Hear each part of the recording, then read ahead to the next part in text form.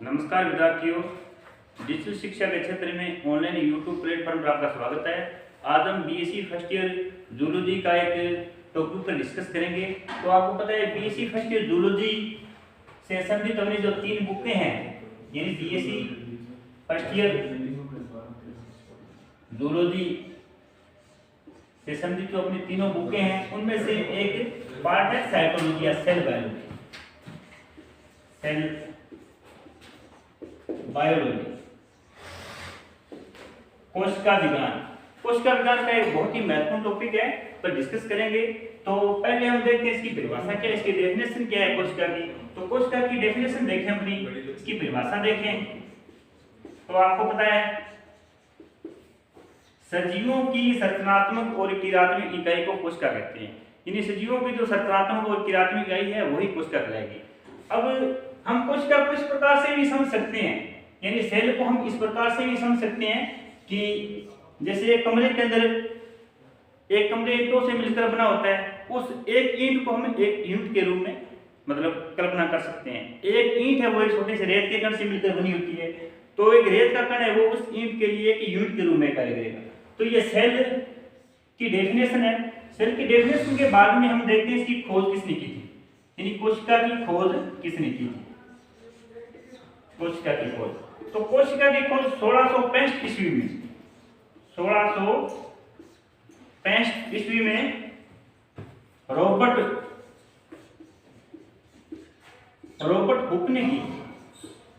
1665 ईस्वी में Robert Hooke ने कोशिका की खोज की थी और कारक के टुकड़े में सर्वप्रथम इसको खोदा था।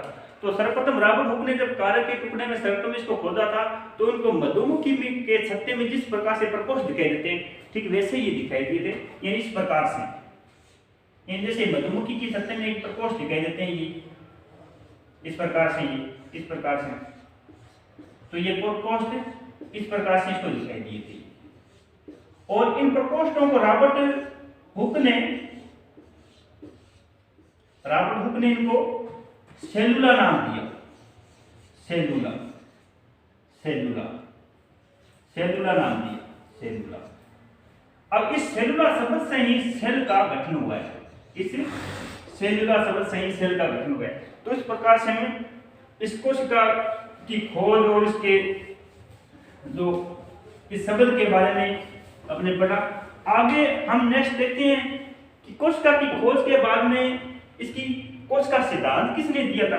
तो कोशिका सिद्धांत की बात करें, सेल थ्योरी की बात करें, सेल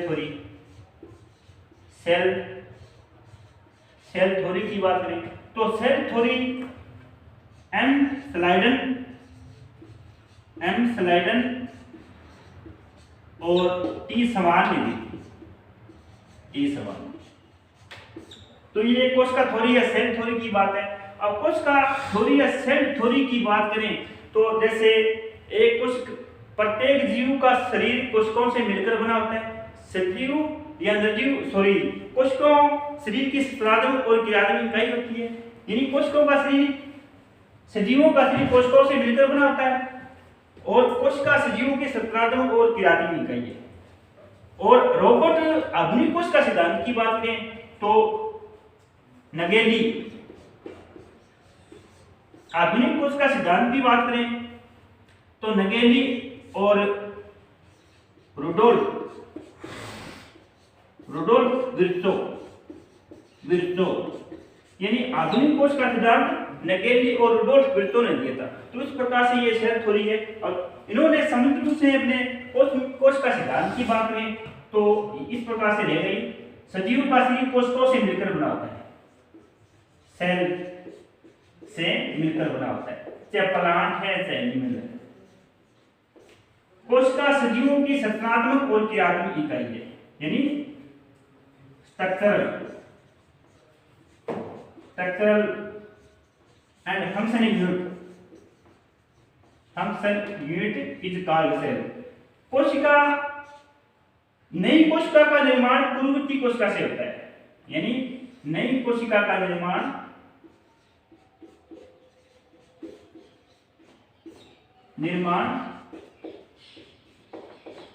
पूर्ववर्ती कोशिका से होता है, पूर्ववर्ती सेल से होता है। तो इस प्रकार से ये सेल देखने के थोड़ी सामान्य सी कॉमन सी बातें हैं। इसके बाद में हम देखेंगे कोशिका की संरचना। कोशिका की संरचना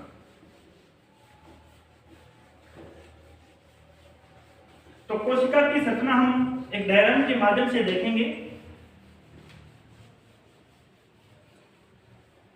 सेल स्ट्रक्चर, कोशिका की संरचना।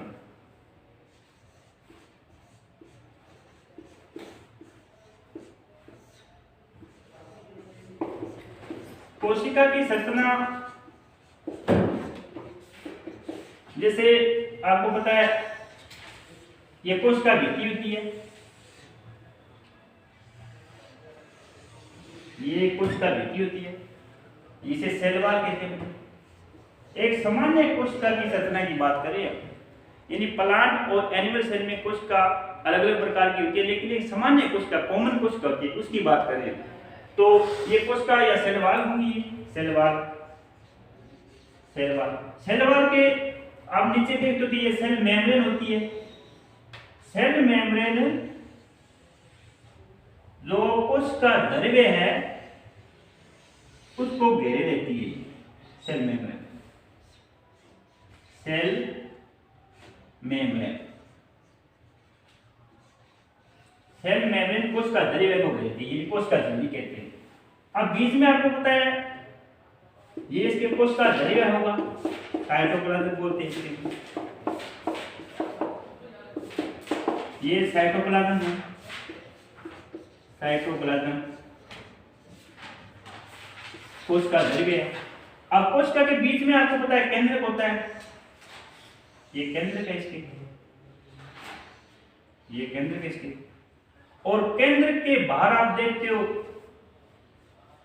केंद्रक है ये न्यूक्लियस,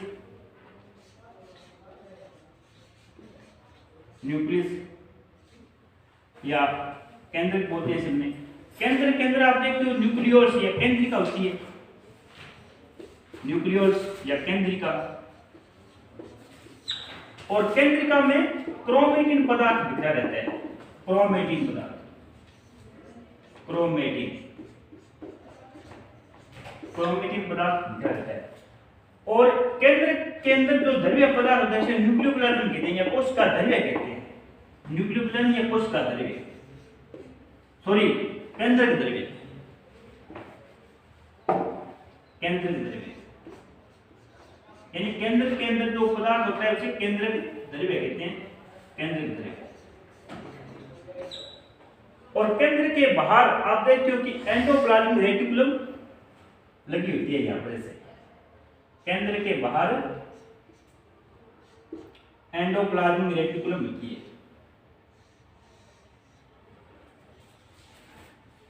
केंद्र के बाहर एंडोप्लाज्मिक रेटिकुलम होती है। और एंडोप्लाज्मिक रेटिकुलम के बाहर राइबोसोम के कण पाए जाते हैं। अब राइबोसोम के कण यहां पर इस प्रकार से लगे होते हैं, राइबोसोम के कण। और जिस एंडोप्लाज्मिक रेटिकुलम के बाहर राइबोसोम के कण मिलेंगे वह रफ एंडोप्लाज्मिक रेटिकुलम कहलाएंगे, यानी रफ एंडोप्लाज्मिक यानी खुरदरी अंतःपरदेवी जालिका, इसे रफ एंडोप्लाज्मिक रेटिकुलम या खुरदरी, खुरदरी अंतःपरदेवी जालिका।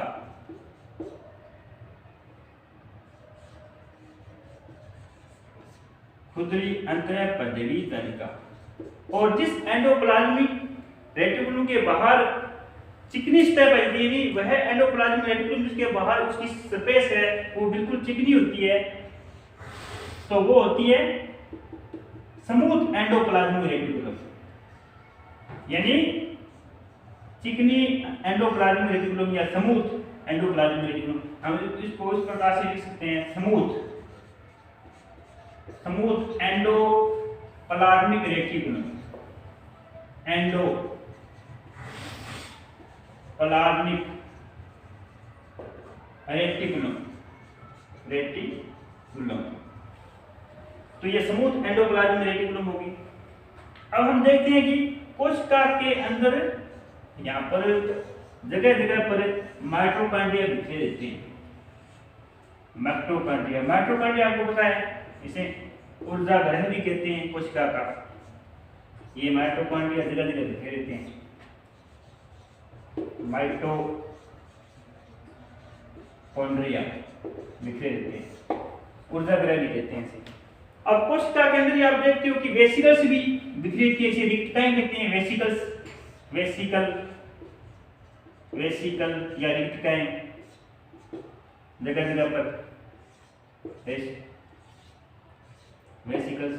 इसके बाद में कोशिकाओं की बात करें तो बहुत सारे कोशिकाएं होते हैं, जैसे एंडोप्लाज्म रेटिकुलम है और राइबोसोम है, लाइसोसोम है, वेसिकल्स हैं, सेंट्रोसोम है, यानी बहुत सारे इसके कोशिका ऑर्गन पाए जाते हैं। तो एक बार हम इसकी सामान्य जिसके ऑर्गन है उसके बारे में चर्चा की है।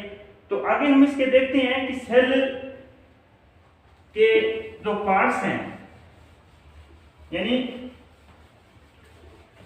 कोशिका के जितने भी ऑर्गन्स हैं, आगे हम कोशिका के जितने भी ऑर्गन उस पर कला के आधार पर, यानी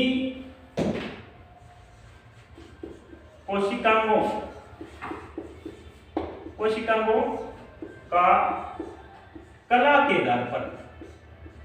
आधार पर वर्गीकरण देखेंगे। कला के आधार पर इसका वर्गीकरण देखेंगे, यानी कोशिका के अंदर जितने भी कोशिकाएं पाई जाती है उसमें कला के आधार पर, यानी जैसे वह कोशिकाएं जिसके बाहर कोशिका झिल्ली पाई जाती है या कोशिका कला पाई जाती है उसे कला कहते हैं। तो ऐसे कोशिकाएं भी है जिसके बाहर कला पाई जाती है, ऐसे कोशिकाएं भी है जिसके बाहर डबल कोशिका कला पाई जाती है, कुछ कोशिकाएं ऐसे भी हैं जिसके बाहर कोशिका कला होती नहीं है। तो हम इसको, और कुछ कोशिकाएं ऐसे भी हैं जो अलग प्रकार के होते हैं। तो इस प्रकार से ये कोशिका कला के आधार पर हम कोशिकाओं को तीन भागों में डिवाइड करते हैं, और वैसे 4 भागों में। तो हम एक बार इस पर डिस्कस करते हैं।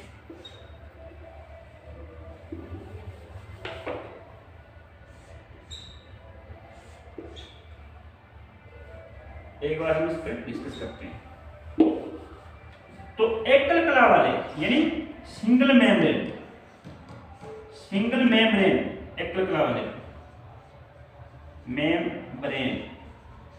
सिंगल मेम्ब्रेन वाले कोशिकाओं को कौन सी है, तो एक हमारा नाम है इसमें, जैसे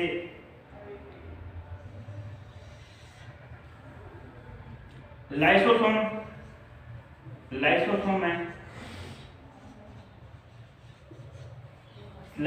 है। इसके बाद में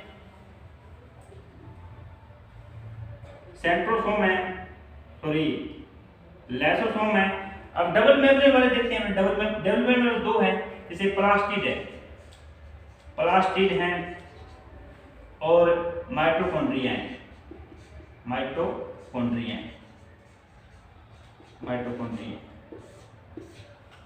और ये तो थे डबल मेम्ब्रेन वाले, यानी डबल मेम्ब्रेन वाले, दोहरी कला वाले, ये दोहरी कला वाले थे। कुछ कोशिकाएं लाइसोसोम के बाद हम देखते हैं, इसमें और डिस्कस करेंगे। डबल मेम्ब्रेन वाले, इसके बाद में हम देखते हैं जिसके बाहर कोशिका कला होती नहीं है, तो ये तो राइबोसोम होगा, राइबोसोम है। इसके बाद में हम देखते हैं राइबोसोम के बाद में सेंट्रोसोम है। तो ये कोशिका ऐसी है जिनके बाद कोशिका कला नहीं पाई जाती, यानी राइबोसोम। लाइसोसोम है, माइक्रोबॉडीज हैं,